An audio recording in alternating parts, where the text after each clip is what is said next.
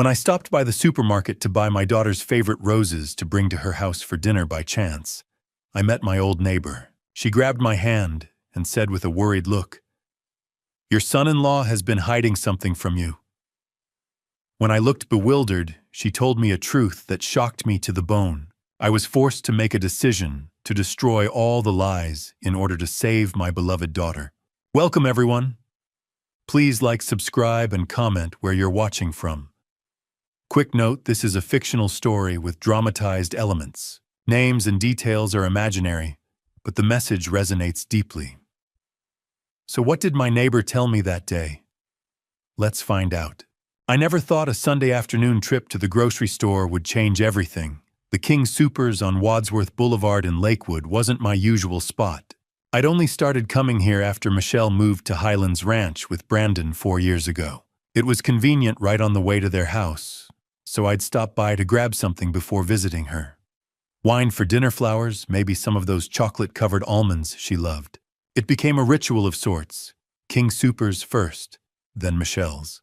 That Sunday, I had one simple mission: red roses. She'd invited me to dinner, her first home-cooked meal in weeks, and roses were her favorite. They always had been, ever since she was a little girl, watching her mother arrange them in a vase on our kitchen table. I was inspecting a bouquet near the entrance when I heard a voice behind me. "Walter Green, is that really you?" I turned to find Linda Warren, my former neighbor of 15 years. She wore a King Soopers apron, her silver hair pulled back neatly.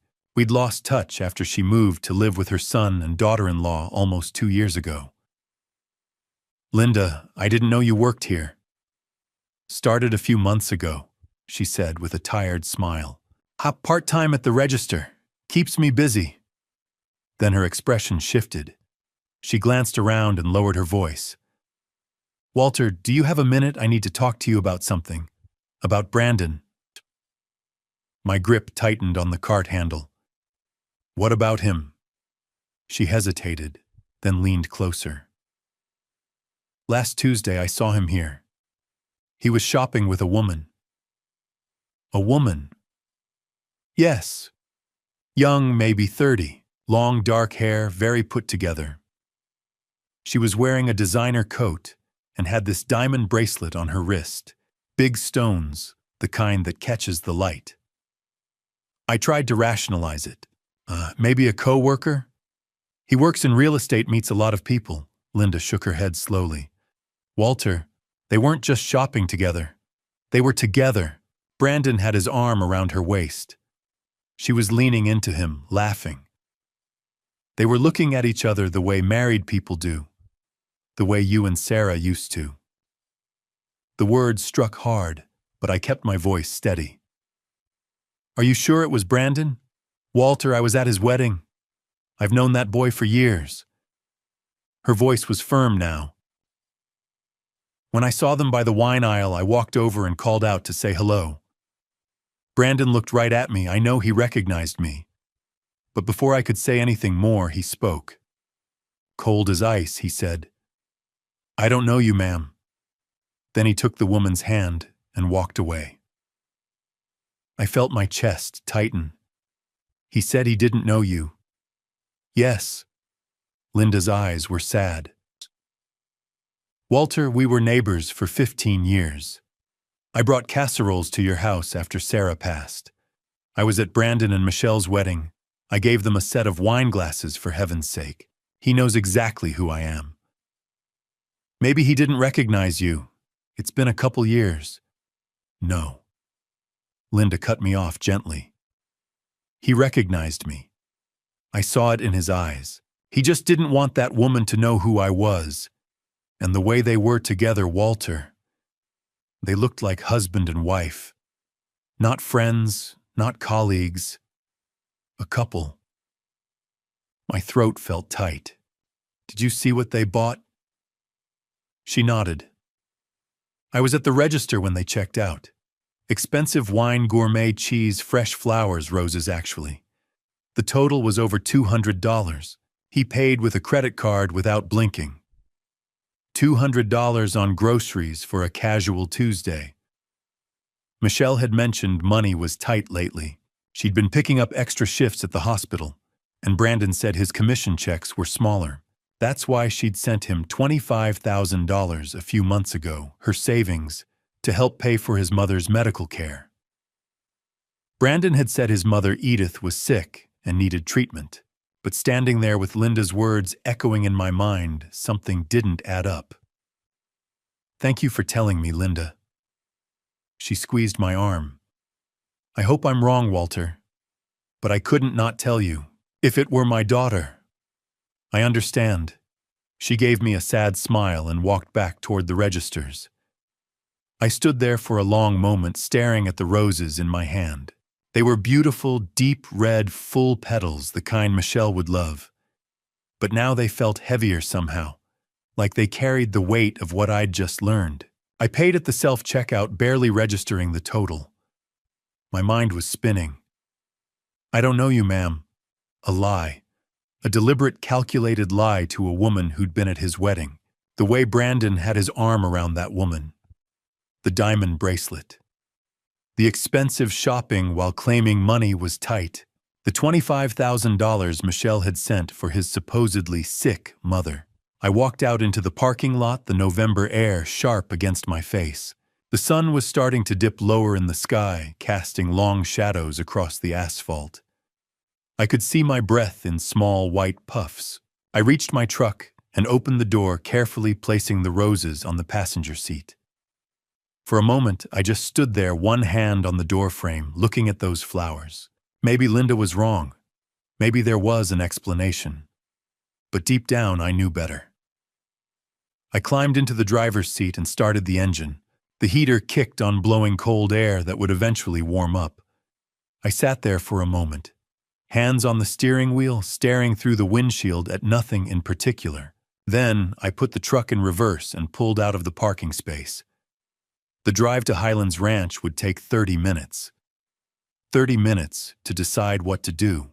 30 minutes to figure out how to look my son-in-law in the eye and not let him see the suspicion growing in my chest like a slow-burning fire. I merged onto the highway, the roses beside me, and Linda's words played over and over in my mind. They looked like husband and wife.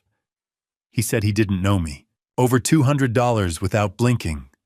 My daughter was waiting for me. She'd be so happy to see the roses. She'd smile that beautiful smile and put them in a vase and tell me dinner was almost ready.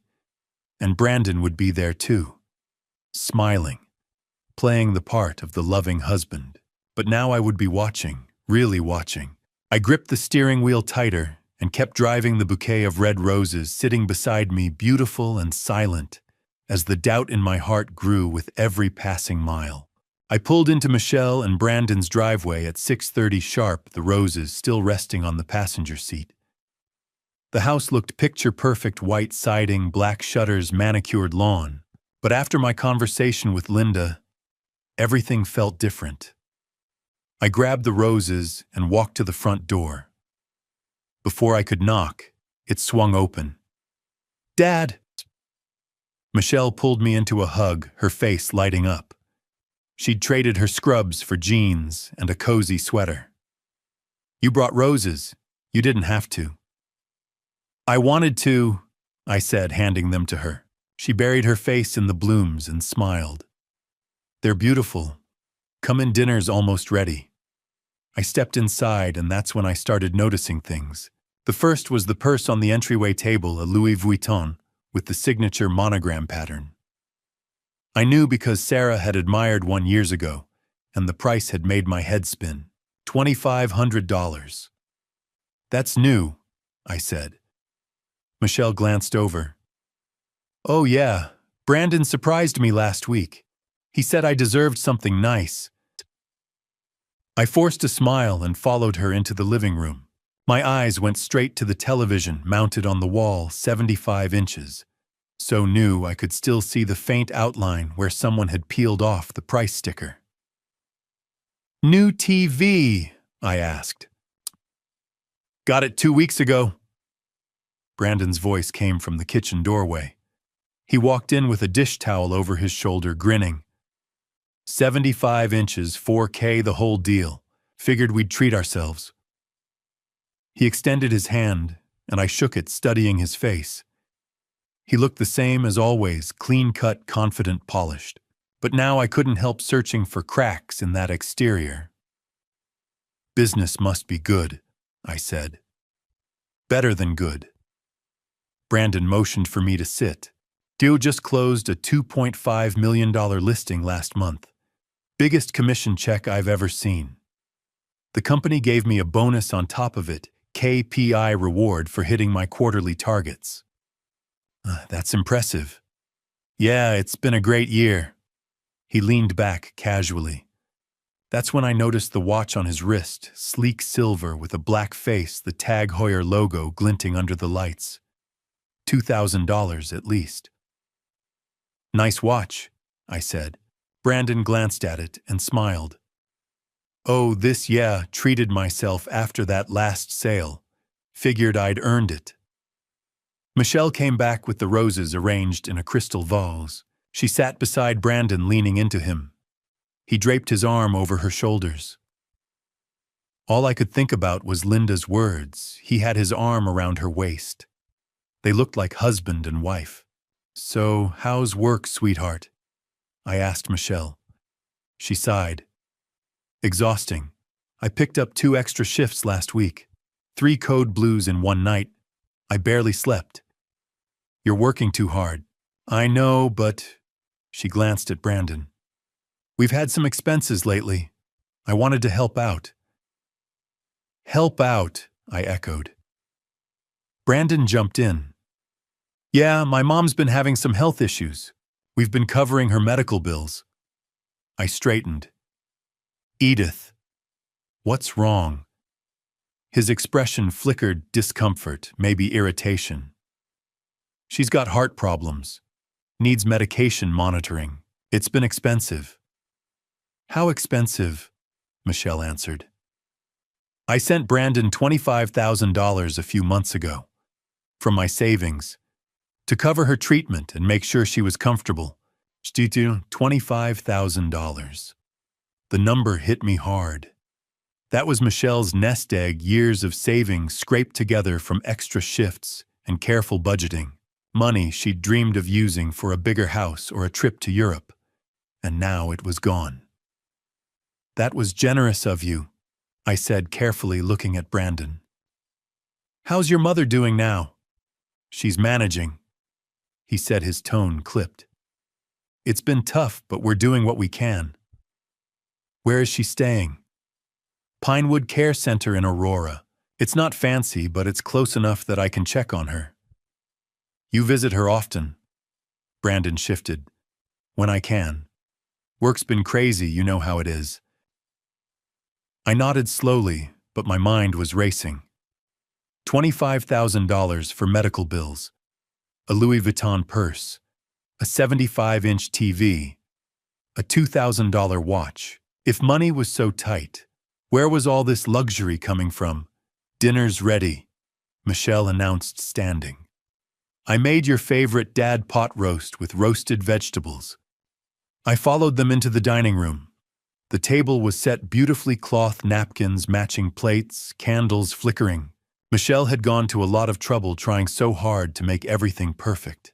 As I sat down across from Brandon, watching him pour wine into expensive glasses and smile, that easy, practiced smile, all I could think about was Linda's voice. "I don't know you, ma'am." A lie.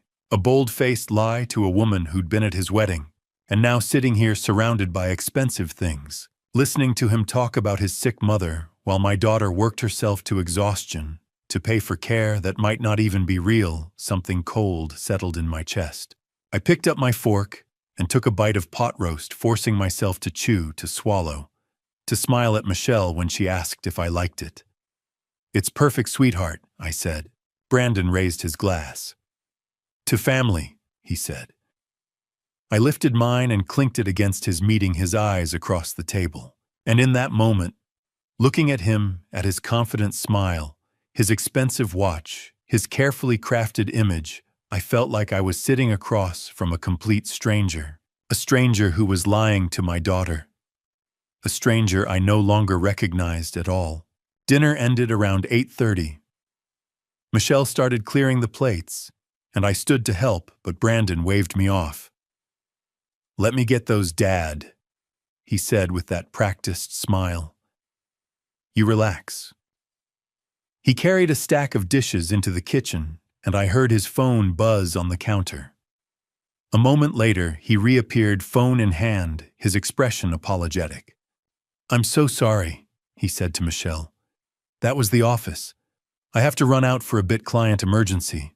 One of my listings just got a surprise inspection issue, and I need to meet the buyer's agent to smooth things over." Michelle's face fell. "Now Dad just got here." "I know, honey, I'm sorry. It'll only take an hour, maybe less." He kissed her forehead, grabbed his keys from the hook by the door, and looked at me. "Walter, great seeing you. We'll do this again soon, yeah." Before I could respond, he was out the door. The house fell quiet except for the soft clink of dishes as Michelle loaded the dishwasher. I stood in the living room, staring at the empty spot where Brandon had been sitting, my mind churning. An hour ago, I might have believed that story. But after what Linda told me, after seeing all those expensive things, after watching Brandon talk about his sick mother while wearing a $2,000 watch, I didn't believe a word of it. Michelle came back into the living room, wiping her hands on a towel.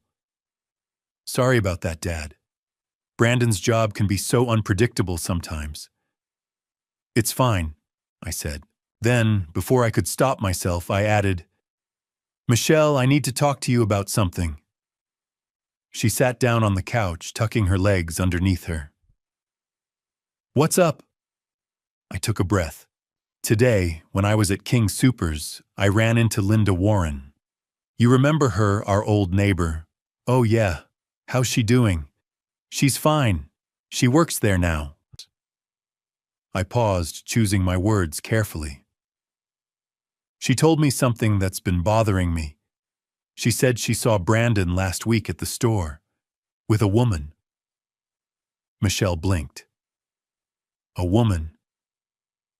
"A young woman. Linda said they looked close, like they were together." For a moment, Michelle just stared at me. Then she let out a short laugh. "Dad, are you serious right now?" "I'm just telling you what she said. Linda saw Brandon with a woman and she just assumed that he's cheating on me." Michelle's voice was rising. "Did it occur to you or to her that maybe it was a co-worker? Brandon works with women all the time." "Linda said her name was Amber. Does that sound familiar?" Michelle hesitated, then nodded. "Yes, Amber's a colleague at Coldwell Banker. Brandon's mentioned her before. She's been helping him with some of his bigger listings." Linda said they looked like more than colleagues. "Dad." Michelle stood up, her arms crossed. "What are you trying to say?" "I'm saying Linda knows Brandon. She was at your wedding. She wouldn't make something like this up. So you believe some random story from a woman you haven't talked to in 2 years over your own son-in-law?" Her voice was sharp, now defensive. "Over me? Michelle, I'm not trying to upset you. I just think." "You just think what, Dad?" She cut me off, her eyes flashing. "That Brandon's lying to me, that he's sneaking around. You've never liked him, have you?" "That's not true." "Yes, it is." Her voice cracked. "From the day I brought him home, you've been looking for reasons not to trust him. You never thought he was good enough, and now you're using some gossip from a grocery store to try to tear us apart." "Michelle, listen to me." "No." She shouted, and I saw tears forming in her eyes.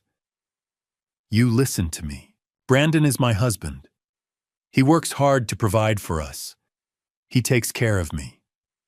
And yes, maybe he bought me a nice purse, maybe we got a new TV, so what, he earned that money. He deserves to enjoy it. What about the $25,000 you gave him?" She froze. "What about it? Where did it go, Michelle?" Because if his mother is so sick, if the medical bills are so high, why does he have money for luxury watches and expensive dinners? Her face went pale, then flushed red. How dare you? His mother is dying, and you're standing here accusing him of what, stealing from me. I'm not accusing anyone of anything. I'm just asking questions. Well, stop asking. She stepped toward me, her hands clenched into fists. You don't get to come into my house and interrogate me about my marriage. You don't get to make me doubt my husband because some old neighbor thinks she saw something. Michelle, get out. The words hit me like a slap. What? I said get out. Her voice was cold, now trembling with anger. I don't want you here. I don't want to hear another word about Brandon or Amber or Linda or any of this. Sweetheart, please. I'm trying to protect you. Protect me. She laughed bitterly. From what? From the man I love. From the life I've built, no dad. You're not protecting me. You're trying to destroy my marriage because you've never trusted him. Because you've never believed I could make my own decisions. That's not true. Yes, it is. Tears were streaming down her face now. You've been doing this my whole life. Ever since Mom died, you've been treating me like I'm still a little girl who needs you to save her. But I'm not. I'm 35 years old. I have a career, a husband, a life. And I don't need you coming in here and tearing it apart. I felt my own eyes sting. Michelle, I love you. I'm your father. I know what you want. Her voice broke. You want me to need you. But I don't. Not like this. So please just leave. I stood there frozen, searching her face for any sign that she didn't mean it. But all I saw was anger and hurt and something else, something that looked like fear. Fear that I might be right. Then if you walk out that door, she said quietly, don't call me, don't text me, just give me space. From now on, you're not my father. Not until you can respect my choices. The words shattered something inside me. I looked at the coffee table where the roses I'd brought still sat in their crystal vase. Beautiful and red and already starting to wilt at the edges. Then I looked at my daughter, my strong, brilliant, heartbroken daughter, and I knew there was nothing I could say that would change her mind tonight. So I nodded, once turned, and walked to the door. I stepped out into the cold November night, and the door slammed shut behind me. I stood there on the porch, my breath fogging in the air, my chest tight with a pain I hadn't felt since Sarah died. But beneath the pain, something else stirred. Determination. If Michelle wouldn't listen, I'd have to find proof. Real, undeniable proof that Brandon was lying to her. And I wasn't going to stop until I had it. I didn't sleep that night. I lay in bed staring at the ceiling, replaying Michelle's words over and over. Don't call me. Don't text me. You're not my father. Every time I closed my eyes, I saw her face, angry, hurt, certain that I was wrong. But I knew I wasn't. By the time the sun came up Monday morning, I'd made my decision. If Michelle wouldn't listen to me, I'd have to find proof she couldn't ignore. Hard evidence that Brandon was lying to her. And I couldn't do that alone. I needed a professional. At 9 o'clock sharp, I was sitting in my truck outside a small office building on Spear Boulevard in downtown Denver. The sign on the second-floor window read, Marcus Reeves, Private Investigations. I'd found him online the night before, scrolling through reviews at 3 in the morning. Former police detective, 15 years of experience, specializes in infidelity and financial fraud. The reviews were solid. People said he was discreet, thorough, and honest. That was enough for me. I climbed the stairs and knocked on the frosted glass door. A voice called out, "Come in." The office was small but tidy. A desk sat near the window covered with file folders and a laptop. 2 chairs faced the desk, and the walls were lined with filing cabinets. No fancy decorations, no pretense. Just a workspace that looked like it got used every day. Behind the desk sat Marcus Reeves.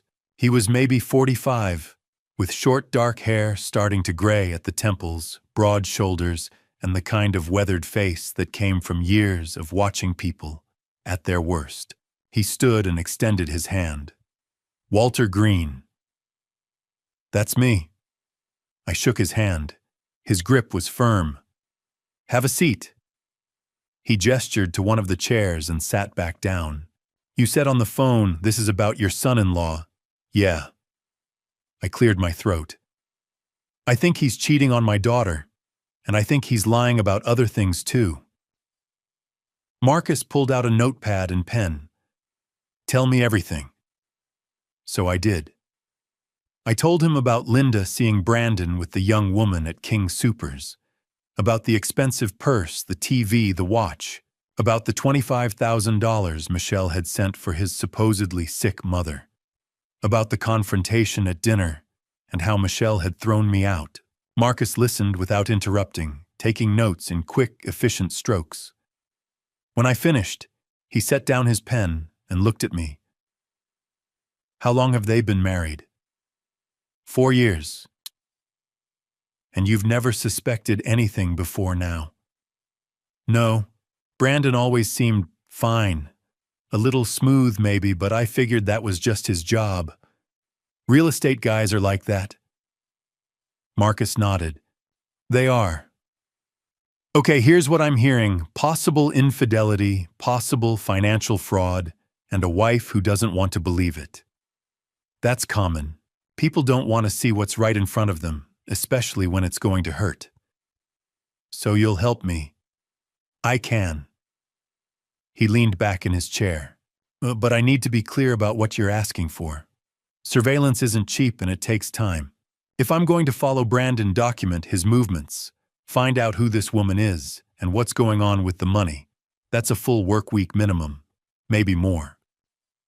"How much?" $2,500 for the first week. That includes surveillance, background checks, financial analysis, if I can get access, and a full report with photos and video if I find anything. If we need to go longer, it's another $1,500 per week after that. $2,500. That was more than I'd spent on anything in years outside of house repairs and my truck. But when I thought about Michelle, about the way she'd looked at me last night, so convinced I was wrong, I knew I'd pay 10 times that if it meant protecting her. "Done," I said. Marcus raised an eyebrow. "You don't want to think about it?" "No. I want you to start today." He nodded slowly, then pulled out a contract and slid it across the desk. "I'll need some information. Brandon's full name, date of birth if you know it. His car make and model license plate if you have it. Home address, work address. Any known associates. The woman's name if you have it." I gave him everything I knew. Brandon Coleman, 37 years old. Silver Audi Q5 license plate I'd memorized from seeing it in Michelle's driveway 100 times. Their address in Highlands Ranch. Coldwell Banker's office address downtown. And the name Amber, no last name. But Michelle had said she worked at the same real estate office. Marcus wrote it all down. "This Amber, do you know anything else about her? Just that she's young, maybe 30. Dark hair. Linda said she was wearing a diamond bracelet and a designer coat." "That's helpful. I'll start with the office, see if I can identify her." He looked up at me. "One more thing, Walter. If I find something, and I mean when, because in cases like this, there's usually something to find, it's going to hurt. You're going to see things you don't want to see. Are you prepared for that?" I thought about Michelle's face, her trust in Brandon, her belief that I was the one tearing her life apart. "I'm prepared," I said. Marcus nodded and stood extending his hand again. "Then we have a deal. I'll start surveillance this afternoon. I'll send you daily updates, text, or email, whichever you prefer. Photos, locations, notes. If I find anything significant, I'll call you right away. Thank you. Don't thank me yet, he said. Let's see what we find first. I left the office and walked back to my truck. The November sky was gray and heavy, threatening rain. I sat behind the wheel for a moment, staring at the contract Marcus had given me, proof that I'd just hired a private investigator to follow my son-in-law. A week ago, I would have laughed at the idea, but now it felt like the only option I had left. I started the engine and drove home, my phone on the seat beside me, waiting for Marcus's first report. Waiting for the truth. The report started coming in Monday afternoon. I was sitting at my kitchen table nursing a cup of coffee that had gone cold an hour ago when my phone buzzed. A text from an unknown number. This is Marcus. First update attached. Call if you have questions. I opened the attachment with shaking hands. The first photo showed Brandon's silver Audi parked in the lot at Cherry Creek Shopping Center. The timestamp read 12:47 p.m., barely 3 hours after I'd left Marcus's office. The second photo made my stomach drop. Brandon stood beside his car, his arm wrapped around a young woman's waist. She was laughing, her head tilted back, long, dark hair catching the sunlight. He was looking down at her with an expression I'd seen him give Michelle 1,000 times: affectionate, intimate, familiar. The third photo showed them kissing. I stared at the screen until my eyes burned, then set the phone down and pressed my palms against the table to stop my hands from shaking. There it was. Proof. Undeniable photographic proof that Linda had been right. I called Marcus. Did you get the photos? He asked. Yeah. My voice sounded hollow. That's her. That's the woman Linda saw. Her name's Amber Wright. 30 years old, works at Coldwell Banker, same office as Brandon. I talked to a couple people who know her. Sounds like they've been seeing each other for over a year. A year. Michelle and Brandon had been married for 4 years, and he'd been cheating on her for at least one of them. I'll keep following him, Marcus said. If there's more, I'll find it. Thank you, I managed. He hung up, and I sat there alone in my kitchen, staring at the photos on my phone, feeling like the floor had opened up beneath me. Tuesday's report came at 2 in the afternoon. This time, it was a video. Marcus had followed Brandon and Amber to Capitol Grill, an upscale steakhouse downtown. The footage showed them sitting at a corner table, candlelight flickering between them. Amber reached across the table and took Brandon's hand. He lifted it to his lips and kissed her knuckles. The video was only 15 seconds long, but it felt like hours. Marcus's text read, "Dinner tab was $287. He paid with the same Visa ending in 4829. Credit card's in his name, but records show it's linked to a joint account with your daughter. Michelle's money. He was spending Michelle's money on another woman." I didn't call Marcus this time. I just sat on my couch and watched the video again and again until I couldn't stand it anymore. Wednesday brought photos from Trice Jewelers, a high-end jewelry store in Centennial. Amber stood at the counter trying on a diamond necklace. The stones caught the light glittering against her neck as she turned to show Brandon. He smiled and nodded, and the salesperson carefully placed the necklace back in its case. Marcus's text, "Pendant necklace, 1.5 carats, total weight. Price tag $3,847. He didn't buy it that day, but the salesperson said he came back the next morning and purchased it. Paid in full. Same Visa card. $3,847 for a woman who wasn't his wife. I felt sick. Thursday's update came with more video. Brandon and Amber walking out of Trice Jewelers. Brandon carried a small silver bag with the store's logo on it. As they reached his car, he stopped, pulled the necklace out and fastened it around Amber's neck.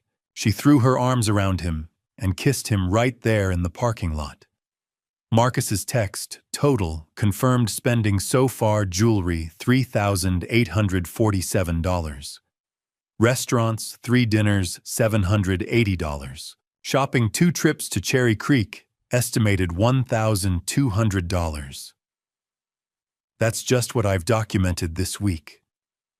Financial analysis shows similar patterns going back 8 weeks. Rough estimate he spent at least $11,000 on her in 2 months. $11,000. And that was just what Marcus could track. I sat at my kitchen table again, staring at the numbers, doing math I didn't want to do. Michelle had given Brandon $25,000 for his mother's medical care. If he'd spent $11,000 on Amber, where was the rest? I texted Marcus. What about his mother? Can you find out where she is? His response came 10 minutes later, already on it. I'll have an address by tomorrow. Friday morning, my phone rang. I found her, Marcus said. Edith Marshall, 77 years old. She's at a place called Pinewood Care Center in Aurora. It's a basic assisted living facility, not exactly expensive. I talked to the front desk, said I was a family friend. They told me she's been there for 6 months, pays rent with her social security checks. No extra funds, no medical treatments, beyond standard care. My blood went cold. No extra funds, none. Whatever money your daughter sent Brandon, it didn't go to his mother. I closed my eyes and leaned against the counter. Jesus. Walter. Marcus's voice was serious. I've been doing this a long time. This isn't just infidelity. This is financial fraud. He took $25,000 from your daughter under false pretenses and spent it on himself and his girlfriend. That's a crime. I know. What do you want to do? I opened my eyes and looked at the photos spread across my kitchen table, Brandon and Amber kissing, holding hands, laughing. The receipt from Trice Jewelers, the video of him fastening a diamond necklace around her neck, while Michelle worked 12-hour shifts at the hospital to make ends meet. I want everything, I said. Every photo, every receipt, every detail you can find. I'm going to show Michelle the truth, and she's going to have to face it. I'll send you the full report this afternoon, Marcus said. But Walter, there's one more thing you should do. What? Go see his mother. Talk to her yourself. If Michelle won't believe the photos, maybe she'll believe Edith. I nodded even though he couldn't see me. I will. Good luck, Marcus said, and hung up. I stood in my kitchen staring at my phone at the evidence of my son-in-law's betrayal, stacked up in texts and photos and cold, hard numbers. $25,000. Gone. And Michelle had no idea. At 1 o'clock, my phone buzzed one last time. Another text from Marcus' final report sent to your email. Pinewood Care Center address 2847 Peoria Street, Aurora, Colorado. Visiting hours 9 a.m. to 7 p.m. daily. Her room number is 14. I stared at the address for a long moment. Then I grabbed my keys. It was time to meet Edith Marshall. Saturday morning, I drove to Aurora. Pinewood Care Center sat on a quiet street lined with bare trees, a low brick building that looked like it hadn't been updated since the 70s. The parking lot was half empty. The asphalt cracked. A faded sign near the entrance read, Visiting hours 9 a.m. to 7 p.m. daily. I parked and sat for a moment staring at the building. This was where Brandon's mother lived. The woman Michelle had given $25,000 to help. I grabbed the small bag of groceries I'd brought, oranges, crackers, chocolate, and walked inside. The lobby smelled like disinfectant and overcooked vegetables. A tired-looking receptionist barely glanced up as I approached. I'm here to see Edith Marshall, I said. Room 14. She nodded toward a hallway. Down there, second door on the left. I walked down the narrow corridor, fluorescent lights buzzing overhead. I found room 14 and knocked gently. Come in, a thin voice called. The room was small, maybe 10 by 12 feet, a single bed with a faded floral blanket, a wooden dresser with a few framed photos, a small television on a rolling cart. The window overlooked the parking lot half covered by drawn blinds. Sitting in a worn armchair by the window was Edith Marshall. She was tiny, maybe 5 feet tall, barely 100 pounds. Her white hair was thin and pulled back in a bun, and she wore an oversized cardigan over a simple house dress. Her hands, resting on the chair arms, were gnarled with arthritis. "Mrs. Marshall," I said softly. She looked up, her pale blue eyes wary. "Yes. My name is Walter Green. I'm Michelle's father, Brandon's father-in-law." Her expression shifted surprise, then relief. "Michelle's father. Oh my goodness. Please sit down." She gestured to the bed. I set the groceries on the dresser and sat. "I brought you a few things." "That's very kind." Her voice trembled. "I don't get many visitors. Brandon doesn't come by." Her face fell. "No, he calls sometimes, maybe once a month. But he hasn't been here in 6 months. Maybe longer." 6 months. "What about Michelle? Does she visit?" Edith shook her head sadly. "No, but she calls. Or she tries to. She's such a sweet girl, always asking how I'm doing. But Brandon told me not to answer when she calls." I stared at her. "He told you not to answer?" "Yes. He said it would upset her to know how I'm really doing, that it's better if I don't talk to her." So I stopped picking up. Brandon hadn't just lied to Michelle. He'd actively blocked her from his mother.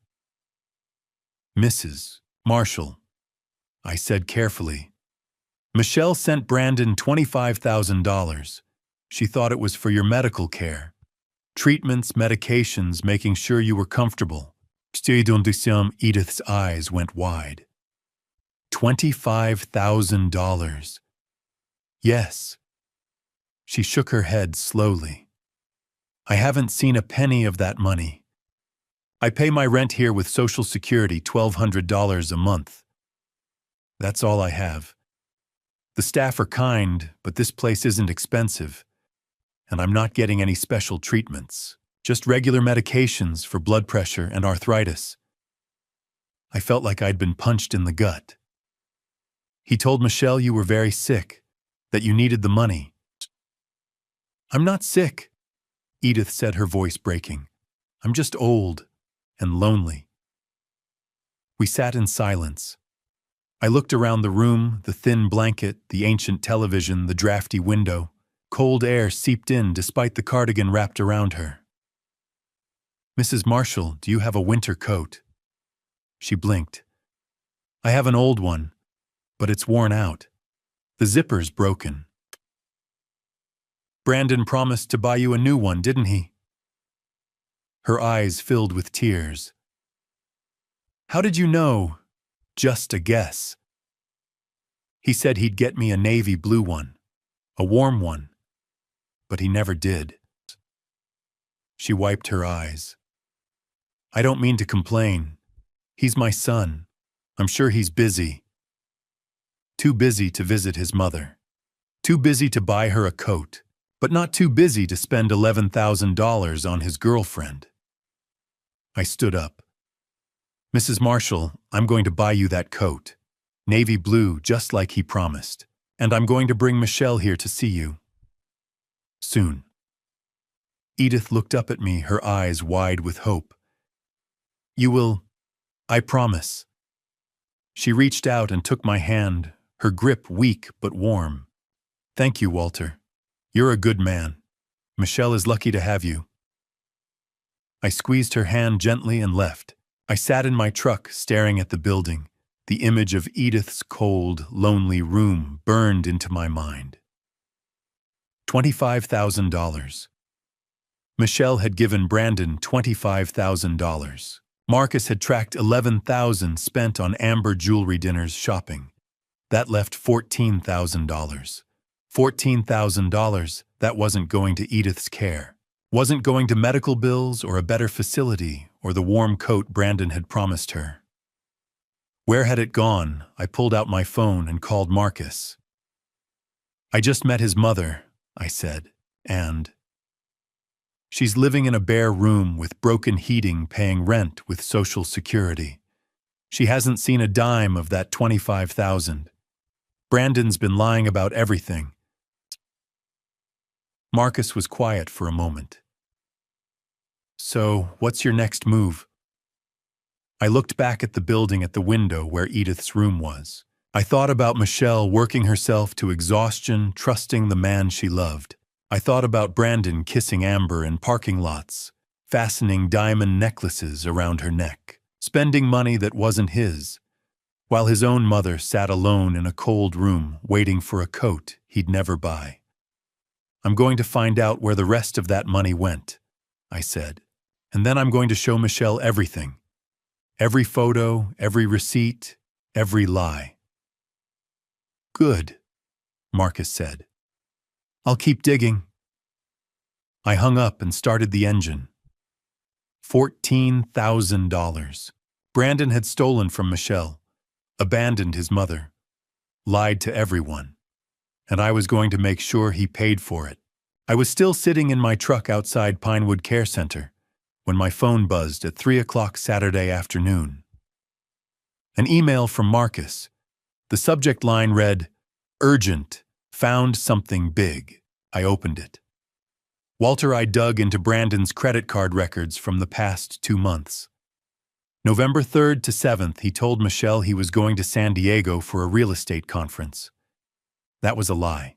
I traced his hotel booking to the St. Regis Aspen Resort in Colorado. 4 nights, $1,350 total, paid with his visa ending in 4829. Amber Wright posted photos from Aspen on social media. During those exact dates, she deleted them after 24 hours. But I got screenshots before they disappeared. I'm attaching everything. Call me. My hands shook as I scrolled through the attachments.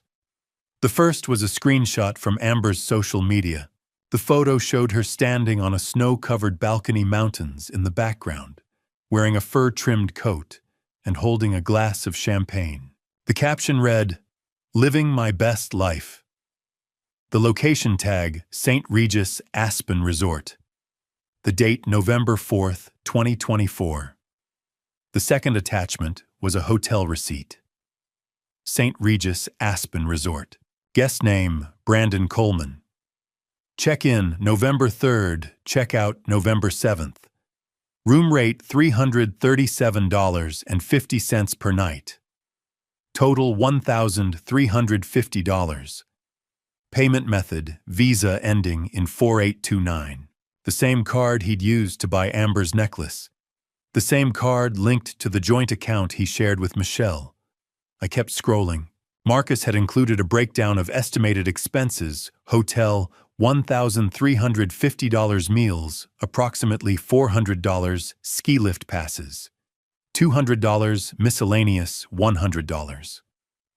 Total estimated cost, $2,050. Add that to the $3,847 necklace from Trice Jewelers, the $780 in restaurant bills, the $1,200 in shopping trips Marcus had already documented.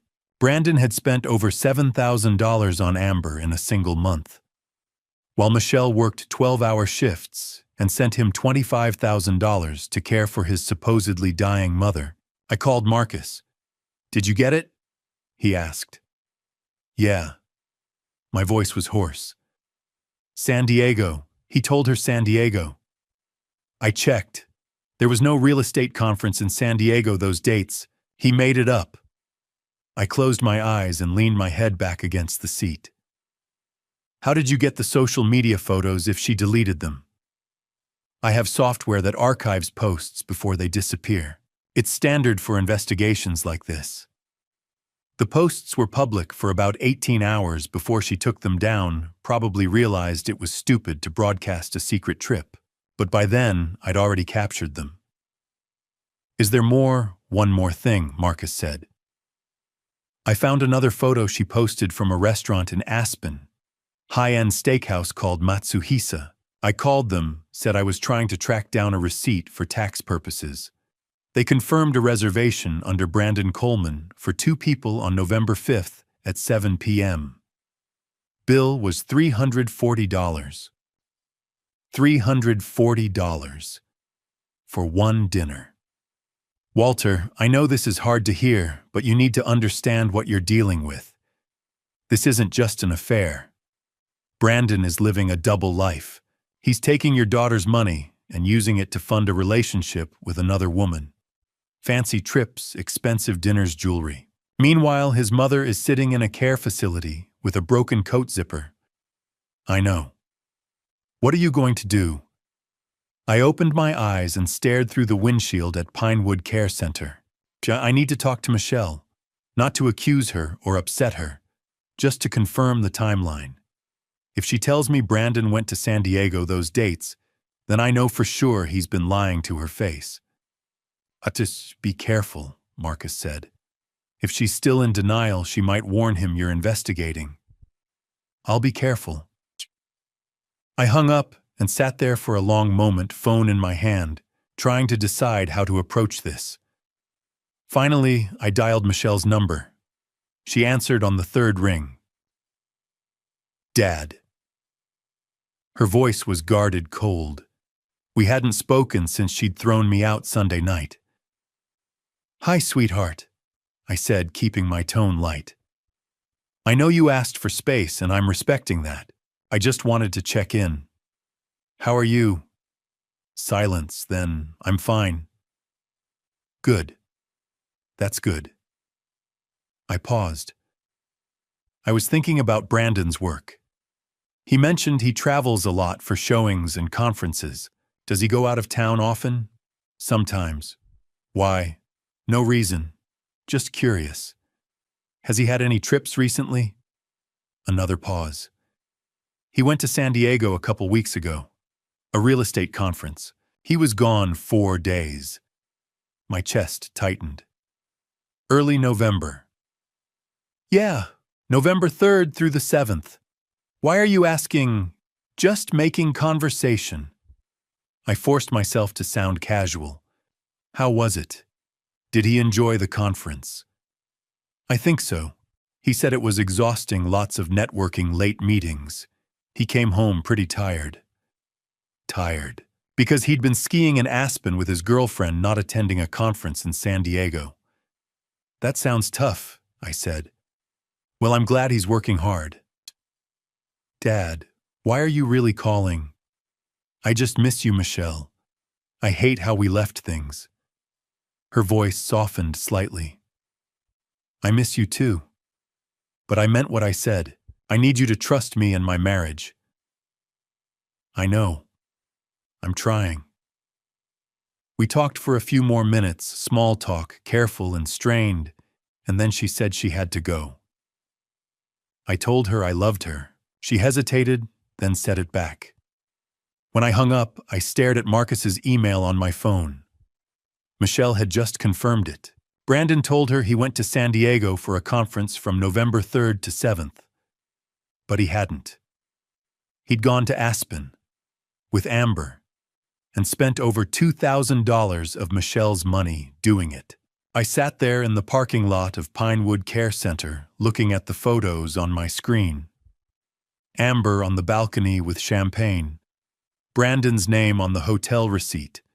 The restaurant bill. The ski passes. My daughter was working herself to exhaustion, trusting her husband completely. And he was lying to her face. Over and over again. I realized then, with painful clarity, that Michelle wouldn't believe me if I just told her. She'd already chosen Brandon's word over mine once. She'd thrown me out of her house for even suggesting he was unfaithful. But she couldn't argue with proof. Hard evidence. Photos, receipts. A paper trail she couldn't deny. I needed more than what I had. I needed everything. Monday afternoon at 2 o'clock, I walked into the Coldwell Banker office on Grant Street in downtown Denver. The building was modern, all glass and polished steel, with the company logo gleaming above the entrance. I'd driven past it 100 times, but never been inside. Now, standing in the marble lobby, I felt like I was stepping into enemy territory. I took the elevator to the 3rd floor and pushed through the glass doors into the real estate office. The space was open and bright, with rows of desks separated by low partitions. Framed photos of expensive homes lined the walls. A handful of agents sat at their computers talking on phones or typing away. At the front desk sat a young woman with blonde hair pulled back in a sleek ponytail. Her name tag read, Jessica. I approached with what I hoped was a friendly smile. Good afternoon. I'm looking for Brandon Coleman. Is he available? Jessica looked up and smiled back. Oh, Brandon. He's out to lunch right now. He should be back in about 30 minutes. Are you here for a showing? Actually, I was hoping to discuss listing my house. A friend recommended Brandon. That's great. He's one of our top agents. She glanced at her computer screen. Let me check his schedule. Can I get your name, Walter Green? As she typed, she said casually, Brandon just left about 20 minutes ago. He went to lunch with Amber, his girlfriend. They usually go to that Italian place down the street on Mondays. I froze. His girlfriend. I kept my voice steady. Yeah, Amber, right. She works here too. She's one of our newer agents. They've been together for like over a year now. Super cute couple. Jessica smiled, oblivious to the bomb she'd just dropped. My heart was pounding, but I forced myself to stay calm. I didn't know Brandon had a girlfriend. That's nice. Oh yeah, they're pretty serious. She's really sweet. Let me see if I can get you on his calendar for later this week. Excuse me. A man's voice interrupted. I turned to see a guy in his 40s walking over wearing a dress shirt with the sleeves rolled up. He extended his hand. I'm Tom Mitchell, one of the senior agents here. I couldn't help overhearing. You're looking to list a property. I shook his hand. Walter Green. Yes, potentially. Great. Brandon's excellent, but if you'd like, I can help you while you wait. Want to grab a coffee in the break room? Sure. I followed Tom to a small break room in the back, a kitchenette with a coffee maker, a table, and a few chairs. He poured 2 cups and handed me one. So, Tom said, sitting down. You're a friend of Brandon's. Actually, I'm his father-in-law. Tom blinked. Father-in-law? Yeah, he's married to my daughter Michelle. Tom's face went completely blank. He stared at me like I'd just spoken a foreign language. Married? Yes, 4 years now. Tom set his coffee down slowly. I'm sorry, are we talking about the same Brandon Coleman, tall guy, dark hair, drives a silver Audi? That's him. Brandon's married? Tom's voice rose slightly. Are you sure? Positive. I was at the wedding. Tom leaned back in his chair, rubbing his face. Jesus Christ, I've worked with Brandon for 3 years. I've never heard him mention a wife. Not once. My chest tightened. Never, never. He talks about Amber all the time, where they went for dinner trips, they're planning gifts he's buying her. The whole office knows they're together. But a wife? Tom shook his head. He's never said a word. What about social events, office parties? Does he bring anyone?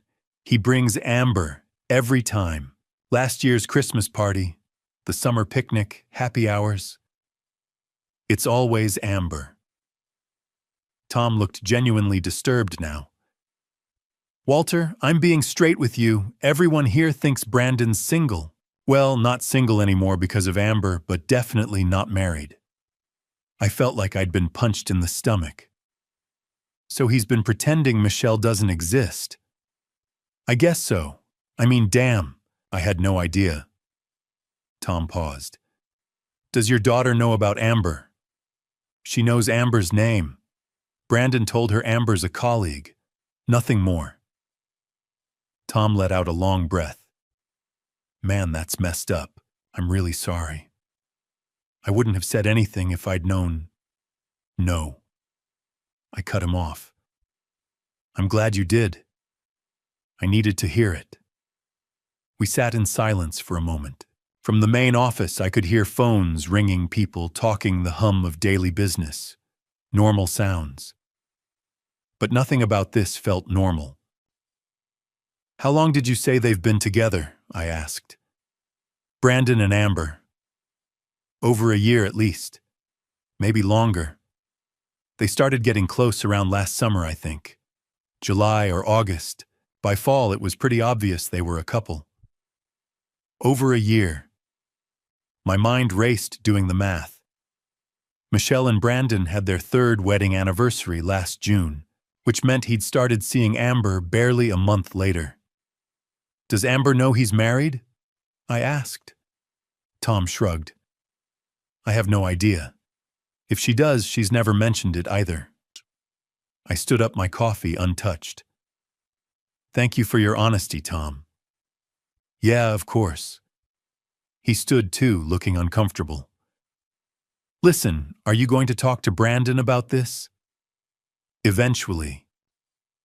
Do me a favor, don't tell him I said anything. I don't need the drama at work. I won't. Tom walked me back to the lobby. Jessica looked up as we passed, still cheerful and oblivious. Did you want to schedule something with Brandon, Mr. Green? Not today, I said. I'll call him.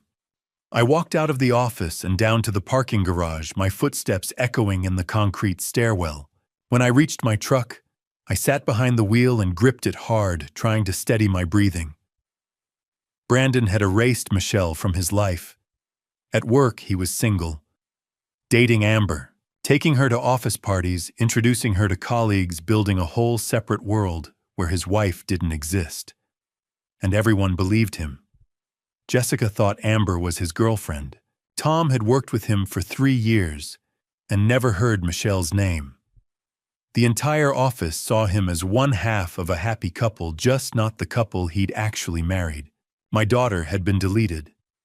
I started the engine and pulled out of the garage onto Grant Street, heading home. But I wasn't going home to rest. I was going home to call Marcus, because now I had everything I needed. Tuesday morning, I drove back to Marcus's office. When I walked in, he was already waiting, a thick manila folder sitting on his desk. He gestured to the chair across from him. This is everything, he said, tapping the folder. Every photo, every receipt, every detail I could find. It's all here. I sat down and he slid the folder across the desk. I opened it. The first page was a timeline, dates, locations, events, all laid out in neat columns. November 3 to 7, Aspen trip with Amber Wright. November 10, jewelry purchase at Trice Jewelers, $3,847. November 12th, dinner at Capitol Grill, $287. On and on, a chronicle of betrayal spelled out in black and white. Behind the timeline were the photos, more than 50 of them. Brandon and Amber at Cherry Creek Shopping Center holding hands in the parking lot. Brandon fastening the diamond necklace around her neck. The two of them at a candlelit table at Capitol Grill, Amber on the balcony and Aspen champagne in hand. Then came the receipts. Hotel bills, restaurant tabs, credit card statements showing charges to the Visa ending in 4829, the joint account Brandon shared with Michelle. I dug deeper into Amber Wright, Marcus said. 30 years old. She and Brandon dated about 6 years ago before he met your daughter. They broke up. He moved on, married Michelle. Then, a year and a half ago, Amber got hired at Coldwell Banker. They reconnected and started the affair. Yeah, from what I can tell, Amber thinks Brandon's getting divorced. She's been posting on social media about new beginnings and fresh starts. I don't think she knows he's still living with his wife. I closed my eyes for a moment. Even Amber was being lied to. How much has he spent on her? I asked. Marcus pulled out a spreadsheet. My based on what I can document, Trice Jewelers necklace, $3,847. Aspen trip, approximately $2,050. 3 dinners at high-end restaurants, $780. Shopping trips at Cherry Creek, estimated $1,200. Flowers, wine gifts, another $600 or so. Total confirmed spending just over $11,000. In 2 months. In 2 months, Marcus confirmed. And that's just what I could track. There's probably more. I stared at the numbers. $11,000 of Michelle's money spent on another woman. And that left $14,000 from the original $25,000, still unaccounted for. What about the rest of the money? I asked. Marcus shook his head. I can't trace it. It's possible he moved it to a separate account I don't have access to, or spent it on things that don't leave a paper trail. Cash withdrawals, maybe. Or he's saving it. Either way, it didn't go to his mother. I thought about Edith sitting in that cold room with her broken coat zipper, living on $1,200 a month in Social Security, while her son stole from his wife. Walter. Marcus said, his voice serious. I need to warn you. When you confront Brandon with this, he's going to know he's been caught. And cornered people do unpredictable things. He might get angry. He might threaten you or Michelle or both. Be prepared. I will. Do you have a plan? Yeah. I looked down at the folder. I'm going to organize all of this, put it into categories so Michelle can see exactly what he's done. Then I'm going to call her and ask her to come over. I won't tell her what it's about, I'll just say I want to talk. Marcus nodded. She might not come. She was pretty clear about needing space. I know. That's why I'm going to use something she can't refuse. What's that? I hesitated, then said, my wife Sarah had a pearl necklace. It was her mother's, passed down through the family. When Sarah died, I kept it. I've been meaning to give it to Michelle for years, but I was waiting for the right moment. She knows about it. She's asked about it before. And you're going to use it as bait. Yeah. The word tasted bitter. I'll tell her I want to give it to her. That it's time. She'll come. And when she does, I'll show her everything. Marcus leaned back in his chair. That might work. Just be ready for her reaction. Denial, anger, maybe even blaming you for digging into her marriage. It's not going to be easy. I know. He stood and extended his hand. Good luck, Walter. I hope she listens. I shook his hand, gathered the folder, and left. Back home, I spread everything out on my kitchen table. Photos, receipts, timelines, notes. I spent the rest of the day organizing it into 5 folders, each one labeled clearly. Folder 1, The Office. Jessica's comments about Amber being Brandon's girlfriend. Tom's confirmation that no one at Coldwell Banker knew Brandon was married. A printout of the company directory showing both Brandon and Amber's names. Folder 2, The Affair. Photos of Brandon and Amber together. Kissing in parking lots. Holding hands at restaurants. The diamond necklace. Folder 3, The Aspen Trip. The hotel receipt from St. Regis Aspen Resort. Screenshots of Amber's social media posts. The restaurant bill from Matsuhisa. Proof that Brandon lied about going to San Diego. Folder 4, The Money. A breakdown of the $11,000 Marcus had traced. The $25,000 Michelle had sent Brandon. the math showing how much was missing. Folder 5, the mother. Photos I'd taken of Edith's room at Pinewood Care Center. Notes from my conversation with her. Proof that she'd received no money, no care, nothing. When I finished, I sat back and looked at the 5 folders lined up on my table. Then I went to my bedroom and opened the top drawer of my dresser. Beneath a stack of old t-shirts wrapped in a velvet cloth was Sarah's pearl necklace. I carried it back to the kitchen and set it beside the folders. The pearls gleamed softly in the afternoon light, delicate and beautiful. Sarah had worn it on our wedding day, on Michelle's baptism, on every anniversary we'd celebrated together. Now I was going to use it as bait to lure my daughter into facing a truth she didn't want to see. I picked up my phone and stared at Michelle's name in my contacts. Then I set the phone down. Not yet. I needed to be ready. I needed to make sure I could stay calm, stay strong, no matter how Michelle reacted. I looked at the necklace, at the folders, at the evidence of my son-in-law's betrayal, and I knew that tomorrow I would make the call. Tomorrow Michelle would have to face the truth. Wednesday morning at 10 o'clock, I sat at my kitchen table staring at my phone. The 5 folders were stacked neatly in front of me. Sarah's pearl necklace sat in its velvet case beside them. Everything was ready. I just had to make the call. I picked up the phone, took a deep breath, and dialed Michelle's number. It rang 3 times. 4. I was starting to think she wouldn't answer when I heard her voice. "Dad." She sounded guarded, tired, like she'd been expecting this call, but dreading it. "So, hi, sweetheart," I said, keeping my voice gentle. "I know you asked for space, and I've been trying to respect that, but I need to talk to you." Silence on the other end. Then, about what? Not about Brandon, not about anything that happened last week. I promise. I paused. I want to apologize for how I handled things at dinner, for upsetting you. You were right, I should have trusted your judgment. More silence.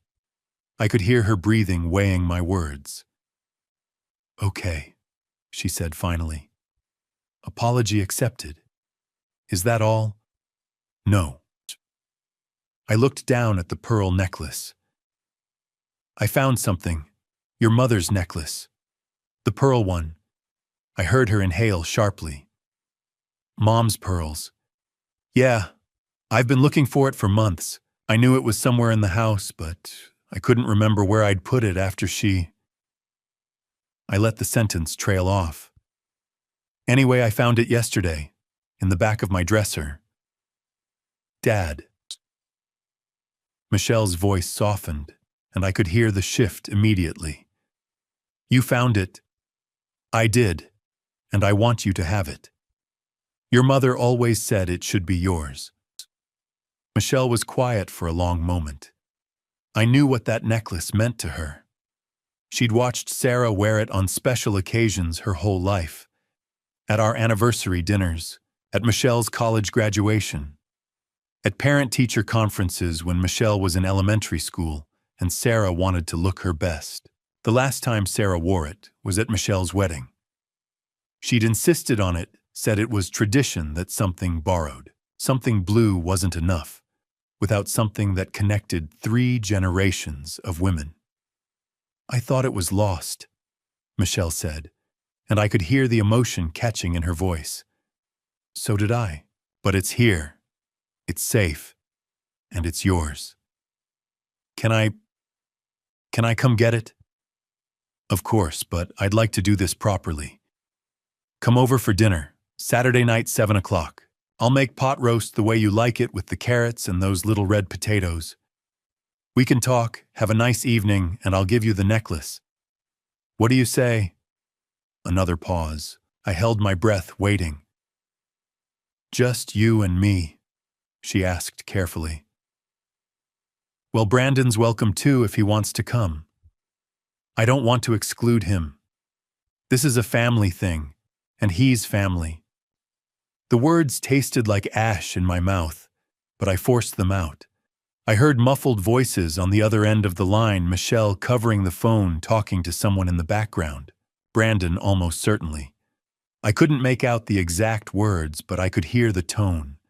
His voice was low, insistent. Hers was questioning, uncertain. The conversation lasted maybe 15 seconds. Then Michelle came back on the line. "Brandon says he'd like to come," she said.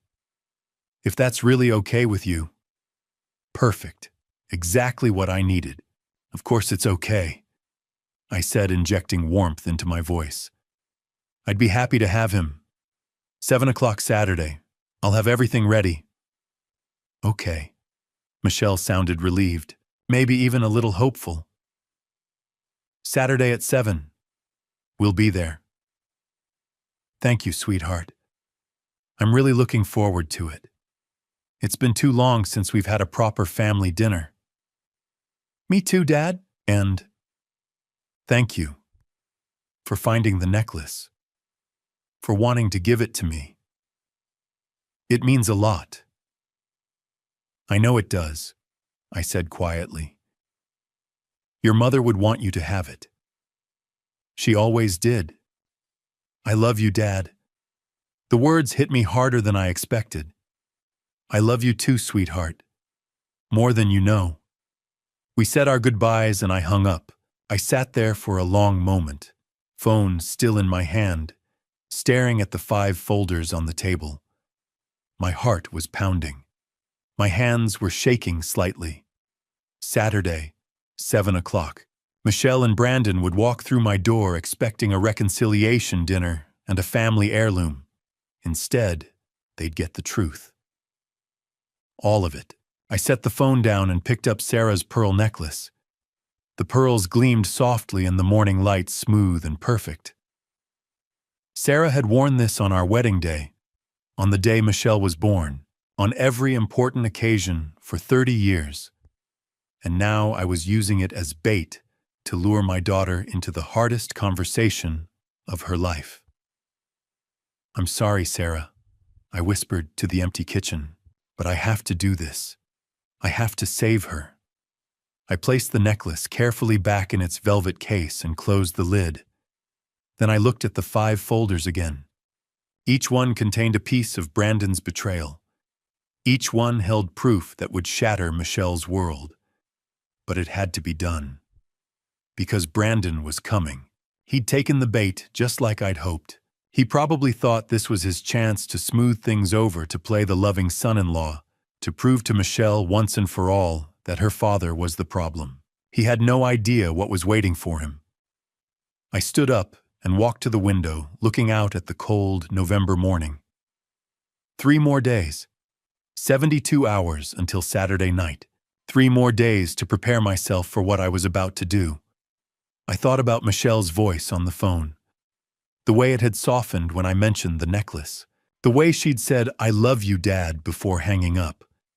In 3 days, she might never say those words to me again.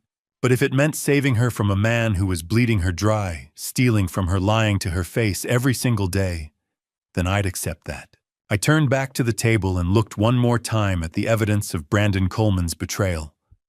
The office folder, the affair folder, the Aspen folder, the money folder, the mother folder. 5 folders that would destroy a marriage. 5 folders that would break my daughter's heart. But 5 folders that told the truth. And the truth was all I had left to give her. I picked up my keys and headed to the grocery store. I had a pot roast to make. Saturday at 7 o'clock, Brandon Coleman would walk into my house thinking he'd won. But by the end of the night, he'd know exactly what it felt like to lose everything. Because that's what he'd taken from my daughter. And I was going to make damn sure she got it back. Thursday morning, I woke up before dawn. I couldn't sleep. Every time I closed my eyes, I saw Michelle's face the way she'd look when I showed her the folders. The betrayal, the heartbreak, the anger. But I had to do this. So I got up, made coffee, and started preparing. By 8 o'clock, I was at the grocery store. I walked the aisles, slowly picking out everything I needed for pot roast. A good cut of beef chuck, thick and marbled, fresh carrots, small red potatoes, yellow onions, a bottle of red wine, nothing too expensive, just something decent to deglaze the pan. Fresh thyme and rosemary from the produce section. At the checkout, the clerk smiled and asked if I was having company. "My daughter," I said, "and her husband." "That's nice. I hope you have a wonderful dinner." I nodded and paid, knowing that wonderful wasn't the word I'd use for what Saturday night was going to be. I drove home and unpacked the groceries, putting everything away carefully.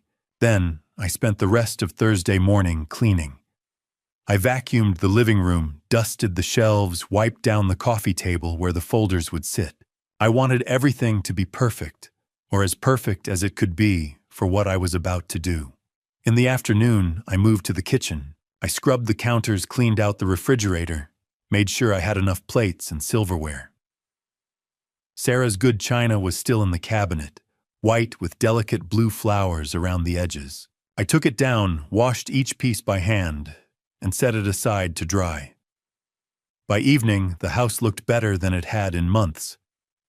Almost like Sarah was still here, keeping everything in order. I sat down at the kitchen table with the 5 folders spread in front of me. I opened each one, reading through the contents again. The photos, the receipts, the notes from my conversation with Tom at Coldwell Banker, the timeline of Brandon's lies. I rehearsed what I was going to say, how I'd start, how I'd present each piece of evidence, how I'd stay calm when Michelle got angry and she would get angry. I practiced in front of the bathroom mirror, speaking out loud to my own reflection.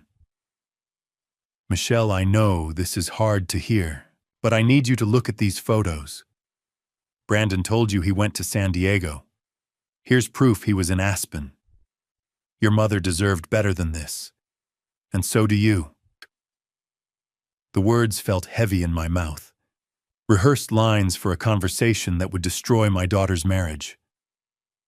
I went to bed late Thursday night, but sleep didn't come easy. Friday morning, I woke up to my phone ringing. It was Marcus.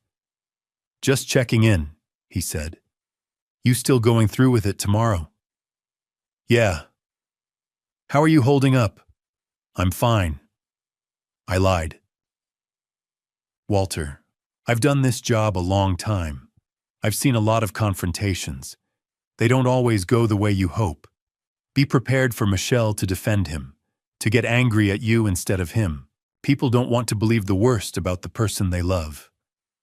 "I know." "And be careful with Brandon. If he feels cornered, he might react badly.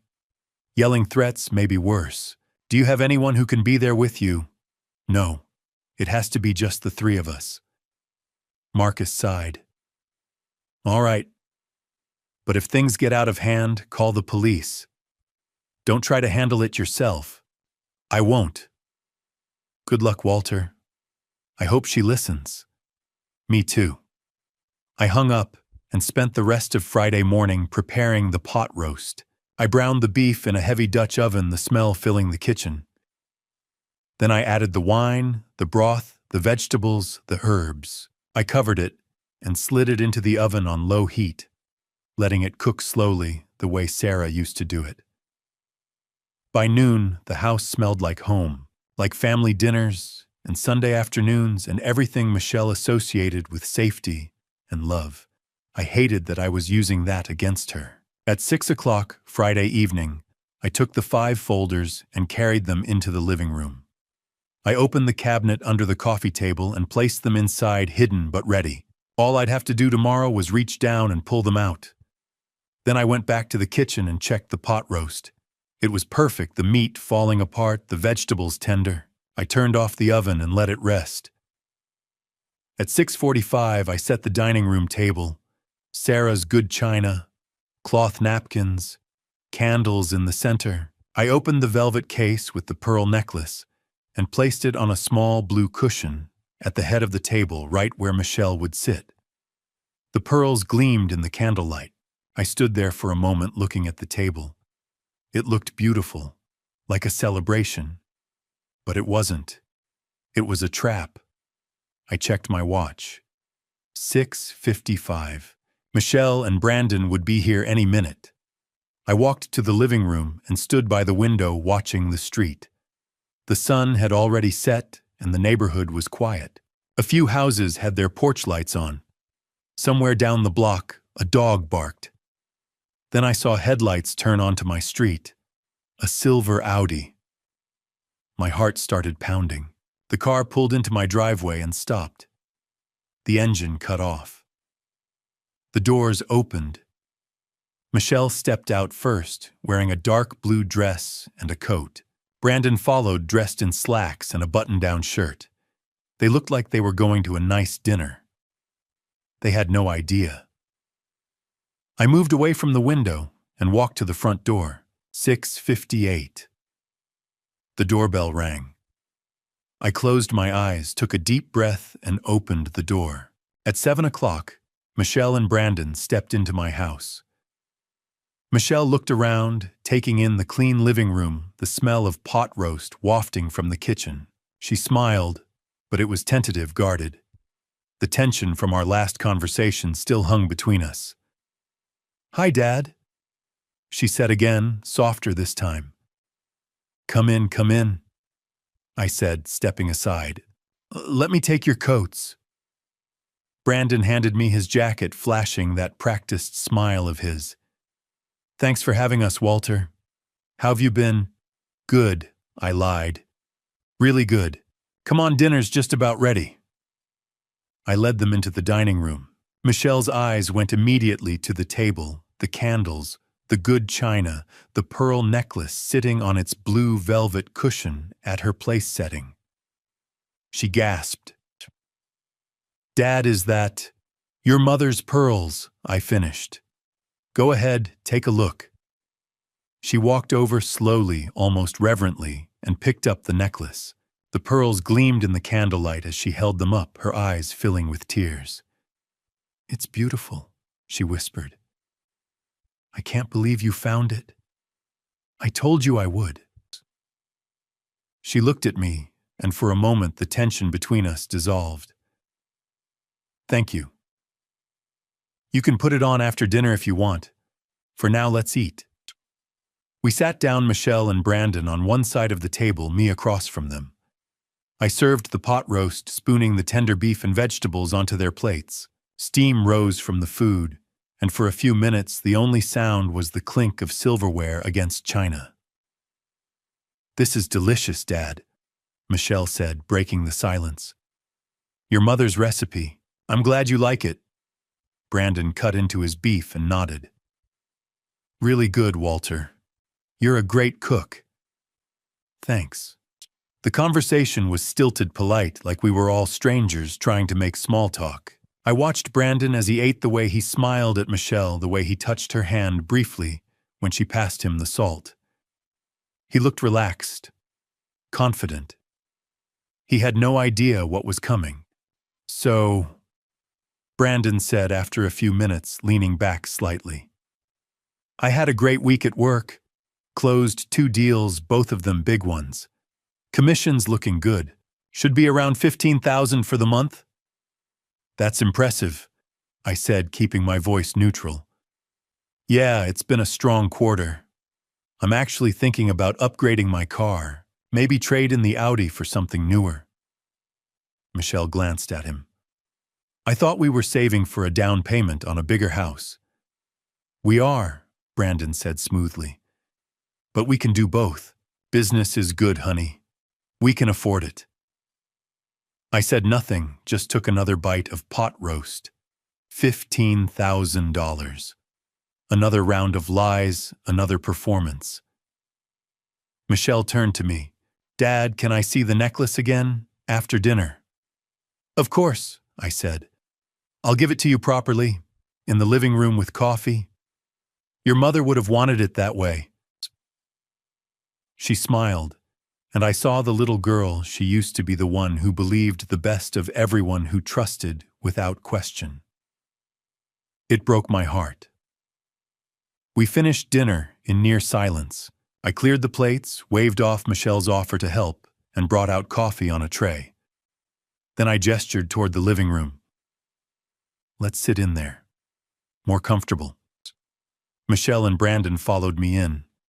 She sat on the couch, and he sat beside her, his arm draped casually over the back of the cushions. I sat in the armchair across from them, the coffee table between us. I poured 3 cups of coffee, handed them out, and set the tray aside. So, Michelle said, her voice eager. The necklace. In a minute, I said. First, there's something I need to talk to you both about. Her smile faltered. Dad, you said this wasn't about... It's not about our argument, I interrupted gently. It's something else. Something important. Brandon straightened slightly, his expression shifting. What's this about Walter? I didn't answer. Instead, I reached down and opened the cabinet under the coffee table. I pulled out the 5 folders and set them on the table between us. Michelle stared at them, her brow furrowing. The folders were labeled clearly in my handwriting office. Affair, Aspen, money, mother. Dad. Michelle's voice was barely a whisper. What is this? Brandon's face had gone pale. His jaw tightened, and I saw his hand grip the armrest of the couch. These, I said quietly, looking at Michelle, are things you need to see. Walter. Brandon said, his voice suddenly hard. What the hell are you doing, showing my daughter the truth? Michelle looked between us, confusion and fear flickering across her face. Truth. What truth? Dad, you promised this wasn't... I know what I promised, I said. But some things are more important than promises. Your safety, your future, your happiness. Dad, you're scaring me. I know, sweetheart. I'm sorry. I placed my hand on the first folder. But I need you to trust me. Just for a little while longer. Brandon leaned forward, his voice tight. Michelle, we don't have to sit here and listen to this. Let's go. No, I said firmly. You're going to sit there, and you're going to let her see what I have to show her. Or what? Brandon's eyes flashed with anger. Or she'll wonder for the rest of her life why you were so desperate to leave. Michelle looked at Brandon, then back at me. Her hands were trembling. Dad, what is this? I took a deep breath and opened the first folder. Inside were printouts, photos I'd taken of the Coldwell Banker office directory, showing both Brandon's and Amber's names. Notes from my conversation with Tom. A handwritten statement from Jessica, the receptionist. I slid the first page across the table toward Michelle.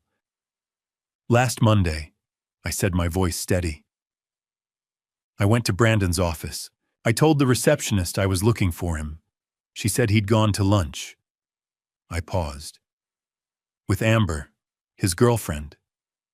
Michelle's eyes went wide. What? That's what she said. Brandon's out with Amber, his girlfriend. Those were her exact words. Brandon's face flushed red. She's confused. Amber's a colleague. The receptionist doesn't know what she's talking about. Then explain this. I pulled out another page, a printout of Jessica's note written in her bubbly handwriting. Brandon Coleman plus Amber Wright equals office couple together 1+ year. Michelle took the paper with shaking hands. Dad, this could be a mistake. It's not. I picked up my phone and played the recording I'd made of Tom. Tom's voice filled the room. Brandon's married. Are you sure? I've worked with him for 3 years. I've never heard him mention a wife. Not once. He talks about Amber all the time. The whole office knows they're together. Michelle's hand went to her mouth. I talked to Tom Mitchell, I said. Senior agent at Coldwell Banker. He confirmed that everyone in the office thinks Brandon is single. Or rather dating Amber. They've been bringing her to office parties, company events, happy hours for over a year. That's not, Brandon started. I'm not done. I cut him off. I opened the second folder. This one was full of photos. I spread them across the coffee table one by one. Brandon and Amber in the parking lot at Cherry Creek Shopping Center, his arm around her waist, her leaning into him, their lips pressed together in a kiss. Brandon and Amber at a candlelit table at Capitol Grill, holding hands across the table, him kissing her knuckles. Brandon fastening a diamond necklace around Amber's neck in a jewelry store parking lot. Michelle stared at the photos, her breathing shallow. No, this isn't. It is, I said quietly. These were taken over the past 2 weeks by a private investigator. Brandon shot to his feet. You hired someone to follow me? Yes. You had no right. I had every right. I looked at Michelle. Sweetheart, I know this is hard, but there's more. I pulled out a receipt and placed it in front of her. Trice Jewelers. 1 diamond pendant necklace, 1.5 carats. Total $3,847. Payment method, Visa, ending in 4829. That's the necklace in the photo, I said. The one he's putting on her. He bought it with your joint credit card. November 14th. Michelle's hands were shaking so hard, the receipt fluttered. Brandon. He didn't answer. His jaw was clenched, his fists tight at his sides. I opened the third folder. November 3rd through 7th, I said. Brandon told you he was going to San Diego for a real estate conference. Do you remember? Michelle nodded slowly, tears starting to stream down her face. He didn't go to San Diego. I slid a hotel receipt across the table. He went to Aspen, with Amber. The receipt showed it clearly, St. Regis Aspen Resort. Guest Brandon Coleman, 4 nights. Total $1,350. Visa ending in 4829. Behind it was a screenshot from Amber's social media, her standing on a snow-covered balcony with mountains in the background. Champagne in hand, the location tag reading St. Regis Aspen Resort. November 4th. There was no conference, I said. He lied to you. He took her on a romantic trip and paid for it with your money. Shoo. Michelle was crying openly now, staring at the receipt, at the photo, at Brandon. You said it was exhausting.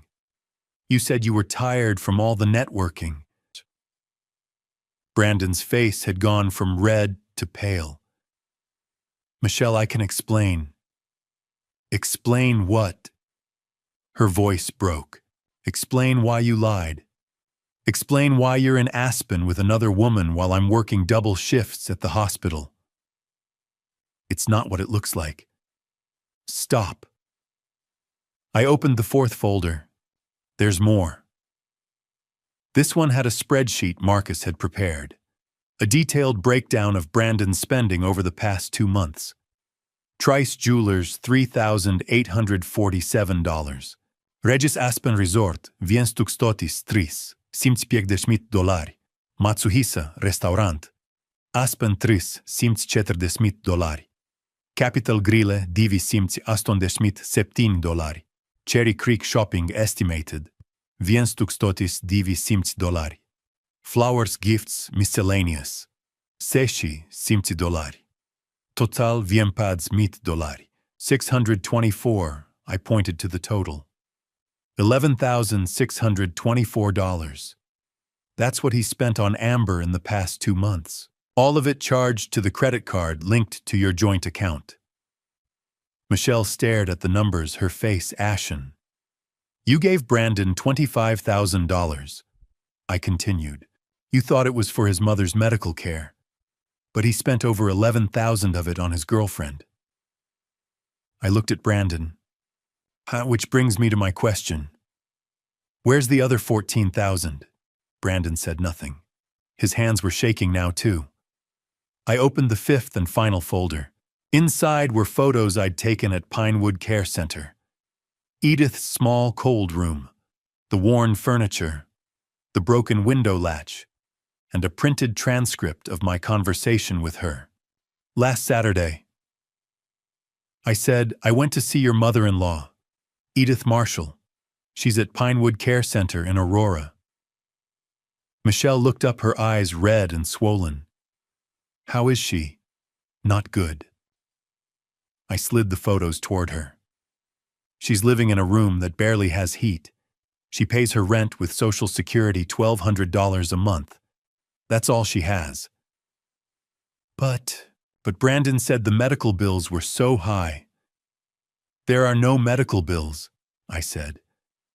Edith isn't getting any special treatment, no medications beyond basic prescriptions for blood pressure and arthritis, no extra care, nothing.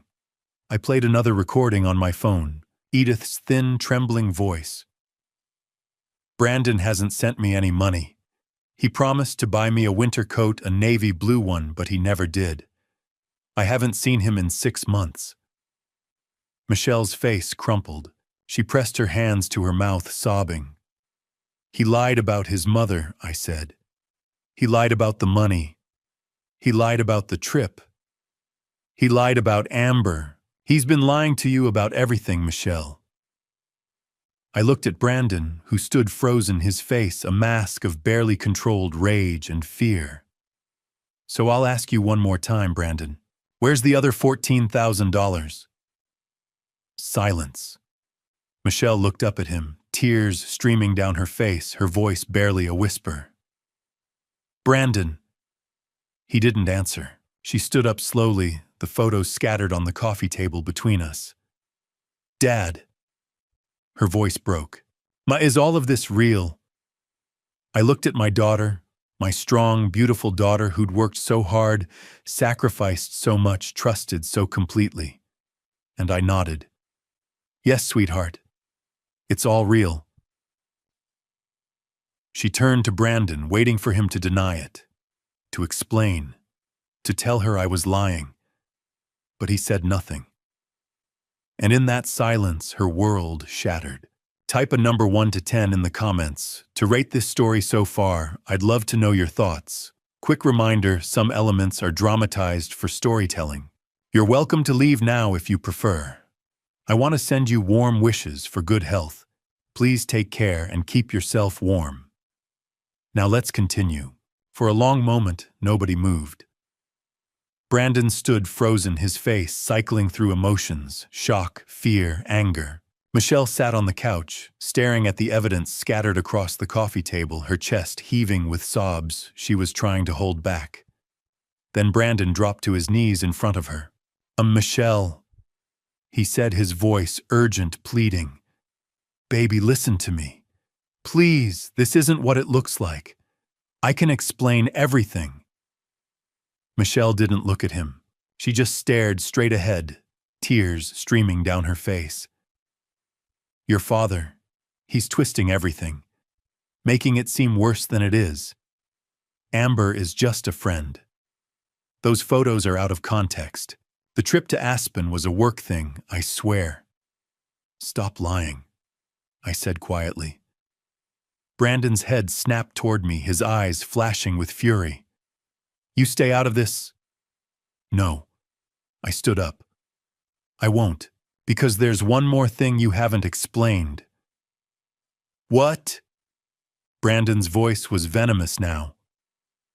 The private investigator found something else. A credit card debt, $15,000 in your name, high interest, maxed out. That's why you needed Michelle's money, isn't it? Brandon's face went white. Michelle looked up at him, her voice barely a whisper. $15,000 in debt. It's not. Brandon stammered. It is, I said. You were drowning in debt. You needed cash, so you lied to Michelle about your mother being sick. Took $25,000, spent $11,000 on your girlfriend, and used the rest to pay off your credit cards. That's not true, Brandon shouted, standing up. You're making this up. You hired some hack to fabricate evidence because you never liked me. You've been trying to ruin my marriage from day one. Then explain the photos, I said calmly. Explain the hotel receipt. Explain why your coworkers think you're single. Explain why your mother hasn't seen you in 6 months. Brandon's hands clenched into fists. You had no right to go to my office, no right to follow me, no right to talk to my mother. I had every right. My voice was steel now, because you're stealing from my daughter. She gave me that money willingly. Under false pretenses. That's called fraud. Brandon stepped toward me, his face twisted with rage. You self-righteous old man. You think you're protecting her. You're destroying her life. No, I said, standing my ground. You already did that. Michelle stood up suddenly, her voice cutting through the tension. Stop. Both of you just stop. We both turned to look at her. She was shaking her arms wrapped around herself, like she was trying to hold herself together. Brandon, she said, her voice trembling but clear. Look at me. He turned to face her, his expression softening, trying to regain control. Michelle, sweetheart, Did you love me? She asked. When we got married, when you said your vows, did you ever love me? Brandon opened his mouth, closed it. For the first time all night, he seemed to be at a loss for words. Answer her, I said quietly. Brandon's jaw tightened. He looked at Michelle, at me, then back at Michelle. And something in him snapped. No, he shouted. No, I didn't love you. Is that what you want to hear? I never loved you. Michelle flinched like she'd been slapped. Brandon was unraveling now, words pouring out in a torrent of venom. You want the truth? Fine, I needed money. I was buried in debt, credit cards, loans, everything. I needed someone stable, someone with a steady income who wouldn't ask too many questions. And you were perfect, Michelle. So trusting, so naive. You believed every word I said. Michelle's face was pale, her eyes wide with shock. And your mother? I asked, my voice cold. What about her? Brandon laughed, a bitter, ugly sound. Not that old woman, she's worthless. I don't owe her anything. She's lived her life. I'm not wasting my money keeping her comfortable in some overpriced nursing home. Michelle let out a choked sob. You're disgusting, I said. Brandon spun toward me. And you're a meddling old fool who couldn't mind his own business. How long? Michelle's voice was barely audible. How long were you planning to keep doing this?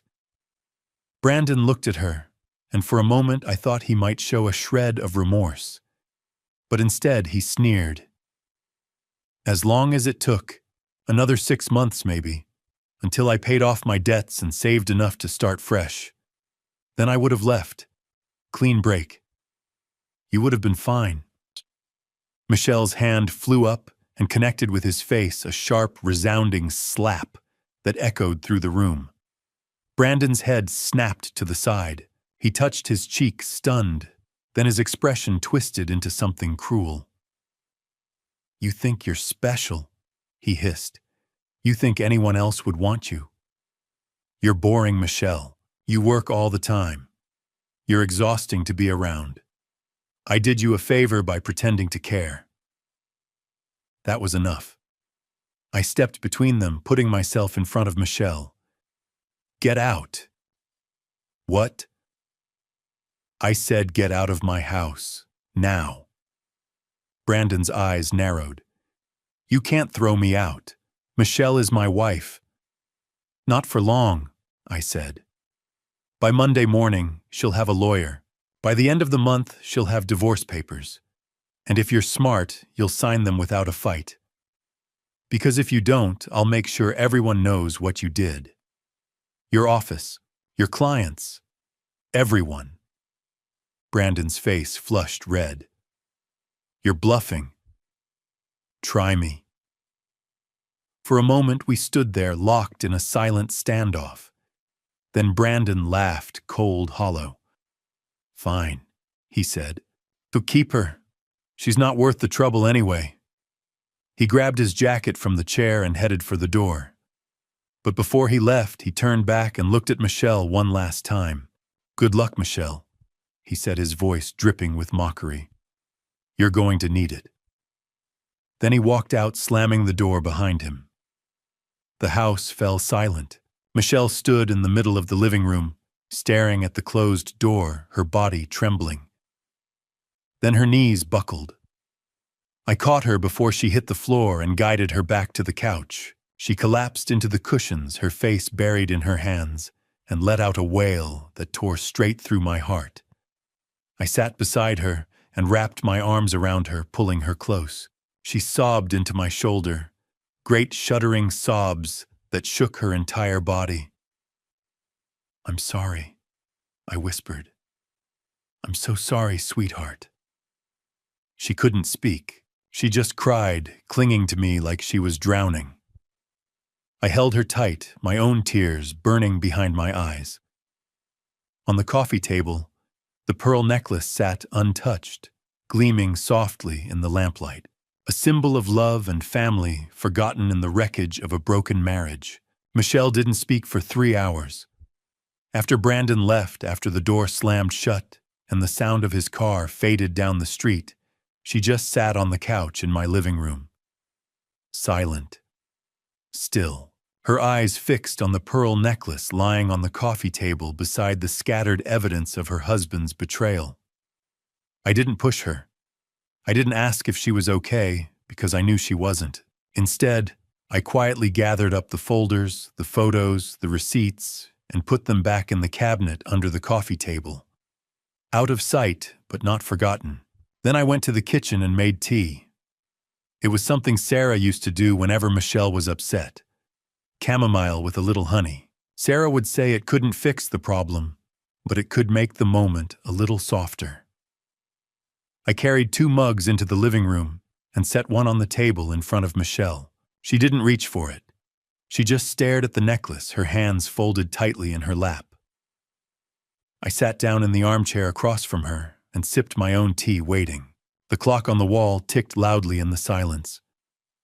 Outside, a car passed. A dog barked somewhere down the block, normal sounds from a world that kept turning oblivious to the fact that my daughter's life had just shattered. Finally, at 10:15, Michelle spoke. I believed him. Her voice was hoarse, barely above a whisper. Every word, every lie. I believed all of it. I know. How could I be so stupid?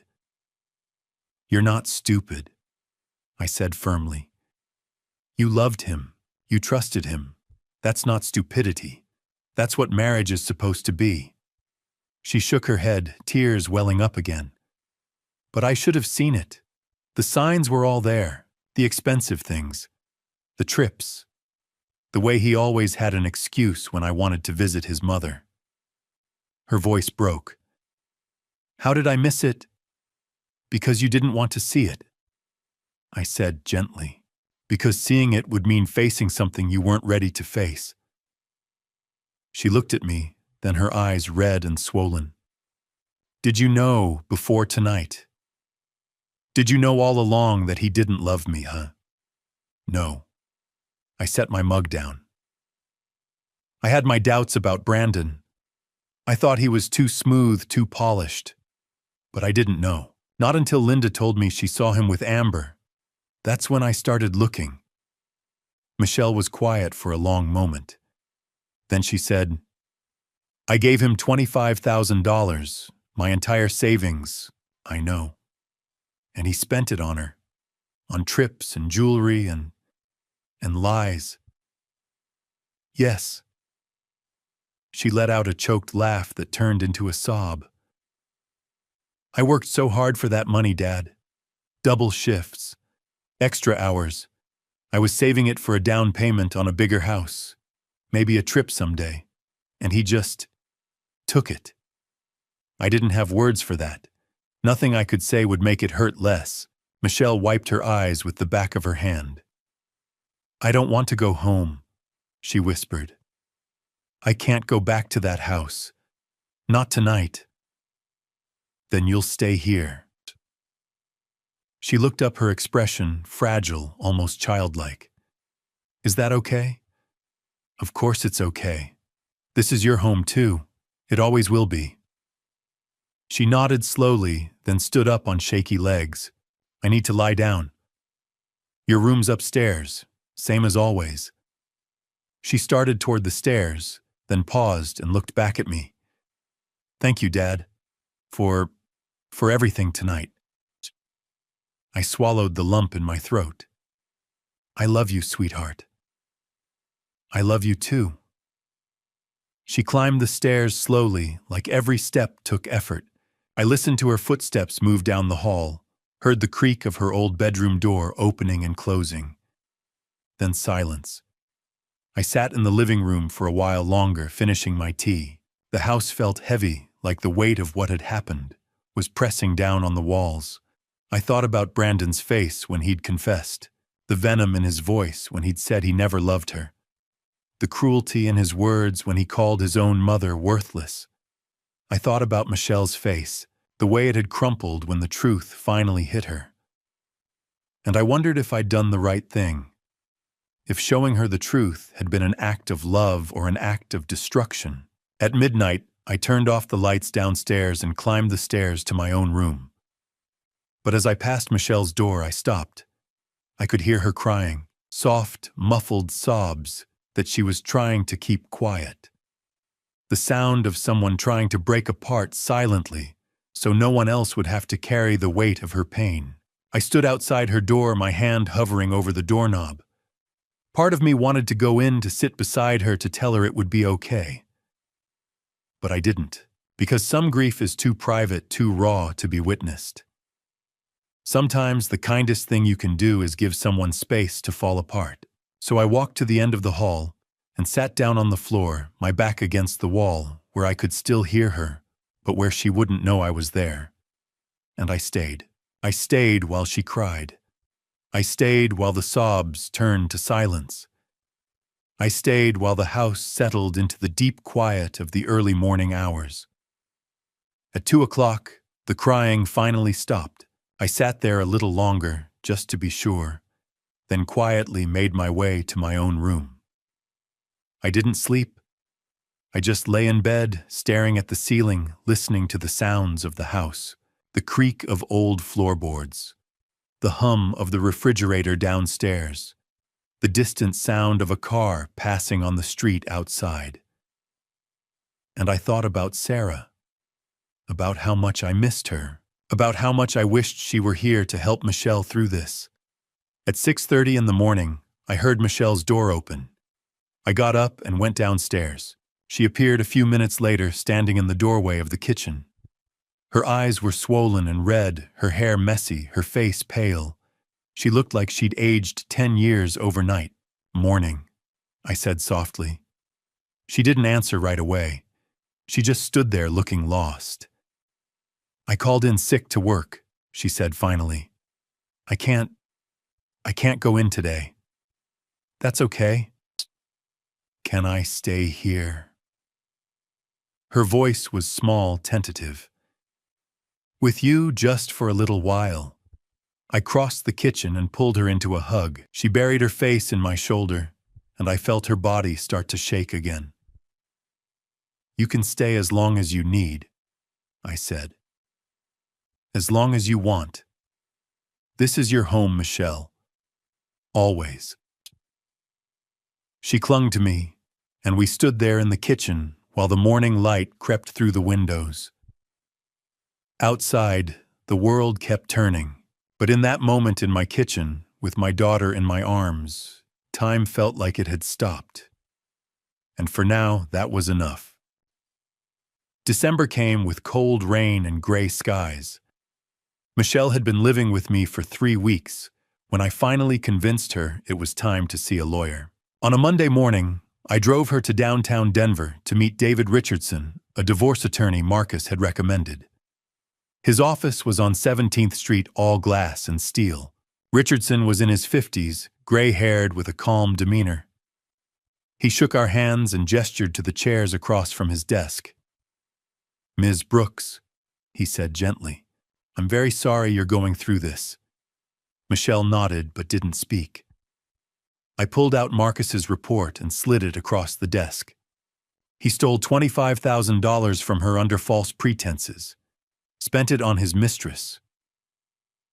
Richardson flipped through the pages, photos, receipts, witness statements. "This is thorough. Colorado is a no-fault divorce state, but this evidence will be useful if he contests anything. And given the fraud, you could file criminal charges if you wanted." Michelle looked up sharply. "I just want him gone. I don't want to drag this out." Richardson nodded. "Understood. I'll draft the papers. We'll ask for the house half the joint account and reimbursement of at least part of the $25,000. If he doesn't contest, this could be done in 6 to 8 weeks. 2 days later, the papers were served. Brandon signed within 48 hours. No fight, no argument. He just signed and sent them back.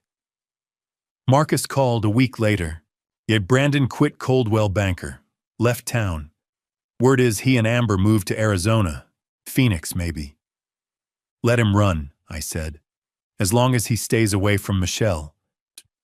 By mid-December, the financial picture became clear. The joint account had $8,000 left. Michelle got all of it. The rest of the $25,000 was gone. Spent, withdrawn, vanished. Richardson tried to track it, but Brandon had moved money in ways that were hard to trace. "We could fight for more," Richardson told us, "but it would take months and cost thousands in legal fees. There's no guarantee we'd recover anything." Michelle shook her head. "I don't want to fight anymore. I just want to be done." By Christmas, the divorce was final. Michelle held the decree in her hands on a cold Saturday afternoon, staring at it like she couldn't believe it was real. "It's over," she whispered. "It's over," I confirmed. She looked up at me, her eyes empty. "Why don't I feel better?" In January, Michelle made a decision. "I'm selling the house," she said one morning over breakfast. "Are you sure?" "Yes. I can't live there anymore. Every room reminds me of him. I need to start over." "Where will you go?" She looked at me hesitant. "Could I stay here just for a while?" "Of course. Stay as long as you want." She sold the house in February. It went quickly, nice neighborhood, eager buyers. The sale netted her $85,000 after paying off the mortgage. It wasn't the life she'd planned, but it was something. Michelle went back to work at St. Joseph Hospital in late December. Her co-workers welcomed her back with quiet kindness. No one asked questions. They just supported her. One of the nurses, Karen, pulled me aside when I came to pick Michelle up after a shift. "She's strong," Karen said. "Stronger than she knows. She'll get through this." "I know," I said, "but it's hard to watch." "It always is." That evening, Michelle and I sat in my living room. She'd been quiet all day, staring out windows, picking at her dinner. Finally, she pulled the divorce decree out of her bag and held it up. "I'm free," she said, her voice hollow. "I legally, officially free. No more Brandon, no more lies, no more marriage." "That's a good thing," I said carefully. "Then why does it feel so empty?" Her eyes filled with tears. "I thought freedom would feel different. I thought I'd feel relieved or happy. But I just feel nothing." I moved to sit beside her on the couch. Because it's not just about being free from him. It's about losing the life you thought you had, the future you'd planned. That takes time to grieve. She leaned her head on my shoulder. How long, Dad? I don't know, sweetheart, but you'll get there. I promise. She held the decree, staring at the official seal, the signatures, the legal language that ended 4 years of her life. I'm free, she whispered again. But it sounded like a question. January came quietly, bringing with it a hesitant kind of hope.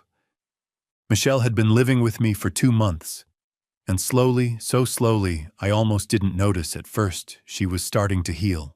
She laughed occasionally. She talked about work. She made plans for the future. And one morning over breakfast, she said something that surprised me. I want to see Edith. I looked up from my coffee.